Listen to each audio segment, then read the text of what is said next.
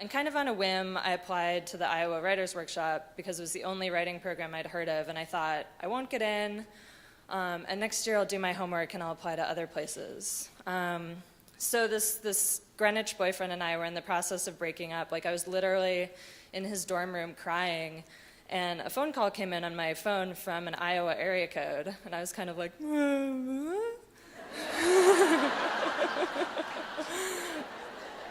and sure enough, it was the director calling to offer me a spot.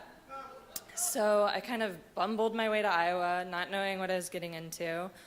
My first year, I was a complete hermit. I never went out. And in the fall, this Greenwich boyfriend and I had managed to get back together.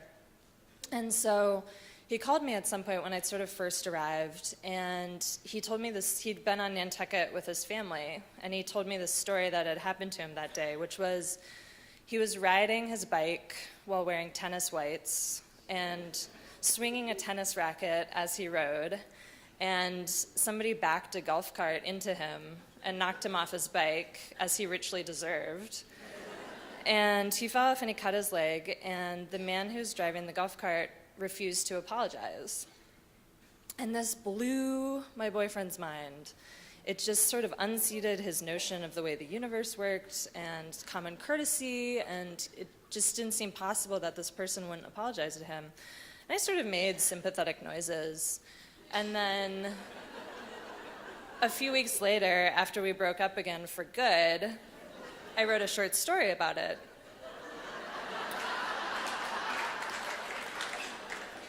But instead of making the person on the bike a 21-year-old idiot, I made him a 57-year-old father of the bride on the island for a wedding weekend.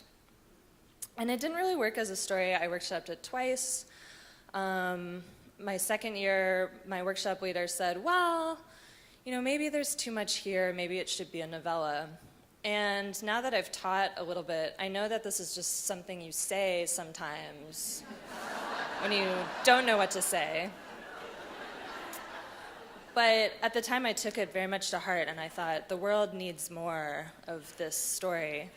And I sort of hatched this plan that after I finished, I would turn it into a novel. I still wrote short stories. I graduated, and I had a little tiny bit of fellowship money and a little bit of money saved, and I thought I should really be where this book is. So I went to Nantucket. I rented some cottage behind a big house. And Nantucket's a really beautiful place all the time. It's a really pleasant place in the summer. I was there from October 1st to June 1st, when it's windswept and empty and gray. And I didn't know anyone. And at one point, I went 5 weeks without having a face-to-face conversation with anyone, beyond, getting my change at the grocery store. I started to get a little weird. There was a house across the street. It was the only other occupied house on my street, and it was kind of a ramshackle house that this family had held on to. And they were sort of the local drug dealers. There was this constant flow of cars in and out, and they didn't turn on the lights in the front of their house, and I'd see them moving through it with flashlights. It was sort of spooky.